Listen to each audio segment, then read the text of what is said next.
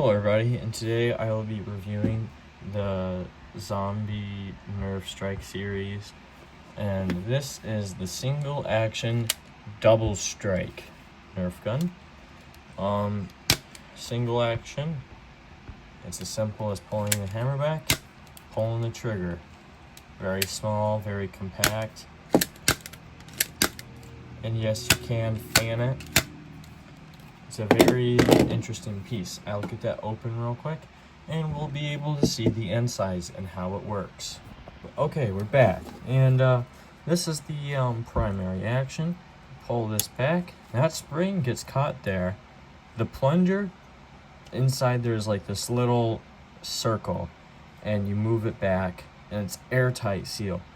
And I'll remove that once we disengage it, but you can do that to slowly unengage it. But the way it gets locked and that clicking sound you hear is when you pull that hammer back, there's a little, oh, okay, it's falling apart. I don't want that happening.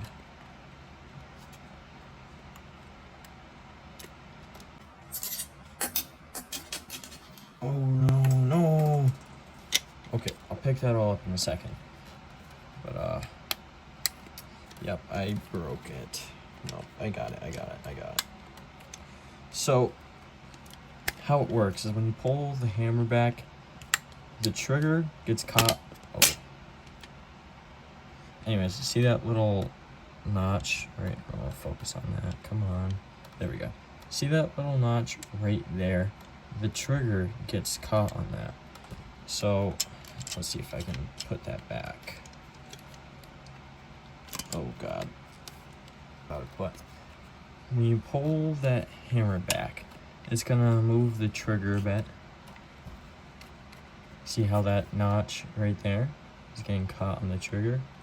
And once you pull the trigger or the hammer fully back, the trigger falls under that notch. Now we're gonna, oh!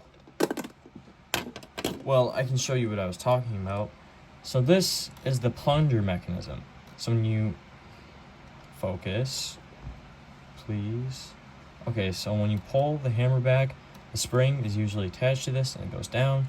And then this is the plunger, and it goes in this in the barrels, and it'll go back with an airtight seal. It's usually coated in grease, so it goes smoothly. I probably have to grease mine, but you know, think of it like a steamboat. Like, you can kind of see the black rain. I don't know if you can on the camera, but yeah, you can. See that little black ring there? That's moving up and down the tube. We call this the plunger tube. And there's little springs in these, in the guides, and it's all complicated. I guess since we have this thing taken apart, I can show you how to put it back together. Okay, so there's that tiny little spring in there. Let it focus real quick on the gun, not my hands. Focus. Okay. There, please. Okay, well, I guess that's the best we're getting, but see that little spring right there? That spring, that little notch up there, is supposed to go in that little tiny hole. And this is what causes the trigger to go back and forth by itself, as we'll see right here. See how it's trying to go forward? That's because of that spring, but it's a little off course, so we're trying to guide it back in there. There, so we got it working. Now we set up the plunger system. Fits in there, or it should fit in there nice and snug. Nope, I got it. Got it upside down. There we go. So once we got it good, we place it in there. Press that down. Okay. And then what you do, put the spring. Oh, wait. Redo that step because I didn't get it. And you put focus. What is going on with my camera right now? Okay, so once you get that little plunger tube back in there, oh yeah, you want to make sure that little hoop right there is aligned. Once you get, oh yeah, short end goes on the bottom, big one goes on the top. Now you want to try to get that spring. You want to try to get that spring right along here, because how it works is when you pull the hammer back, the spring captures a bunch of pressure, so when you shoot it, it will cause the condensed spring to release, causing this to fly forward, and the plunger shooting out forward. Some kind of engineering within the air restrictors to figure out the top one's full or the bottom one's full. That part I don't really get, but so if you're at this point and you're wondering, oh, how, like, if you're wondering if there's supposed to be a piece there is. It's this little orange piece right here. Just kind of show you, and then what you do is you put it in right. You want to make sure those little holes are aligned with the rods, and you want to make sure the rods on this little orange piece lines up with these little hexagonal, I think those are hexagons. You want to line those up with this little orange piece here, which will just make it so the hammer and the trigger don't go exploding within the gun. So there. So once you get it on, oh wait, we still have to put the spring on. Duh. So don't listen to me. Do this step first. Let's take a few steps back. Take the plunger and the hammer out. Bring it back and make a shot, and then pull the spring down. There.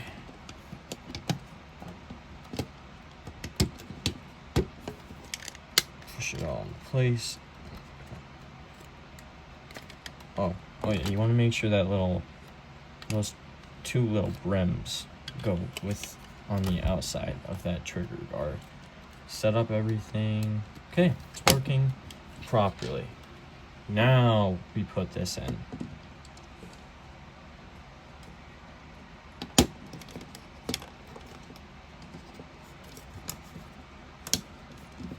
Okay, so this piece right here, it is used to go right here so you can mount like scopes or something. Problem is I dropped the spring. When I opened the gun, it exploded. Oh wait, it's right here. Okay, I got lucky, but if you explode the gun when you open it, and it's primed and you open it, make sure that the hammer is forward when you open the gun so nothing goes boom. But you know, this is the spring, and then you put it on this little mount piece right here. And then you slide it right back in there. Then you got your mount, your plunger tube, and then your hammer is attached to your plunger. This is the spring, so when you pull it back, that spring condenses, and then there's a little notch, like I said, on the hammer that gets caught on the trigger. Pull the trigger, spring uncondense it, pushes the air out of the plunge tube. Top bullet, if you have a bullet in the top barrel, it's always going to shoot first, and then if you cock it again, and then it's going to be the second one. That's unless you load the top bullet and then it's going to shoot the top bullet again. It's always going to shoot the top bullets first. Let me go find those. Okay, anyways, that's the insides, and I'll show you what I mean by that little mount. Okay, so I didn't show what I meant by that's a mount piece. So basically, this will go down once that little notch gets... Yeah, I have this part muted because I was being an absolute buffoon and stuttering horribly. But here you go. When that little notch catches that, it'll just force it not to move unless you use extreme force, which I wouldn't even put a scope on it because it would just make it super hard to prime it piece. Now I'm gonna set that shell back on. I forgot to say there are 7 screws, and so you've got this one, this one, this one, 1, 2, 3, 4, 5, 6, 7. There's 7 screws in this entire gun. And that is that, folks, ladies and gentlemen. I'm not going to show a video of me shooting it, but here's my Twitch if you want to watch me and my brother live stream sometime. And have a good night or good day, whenever.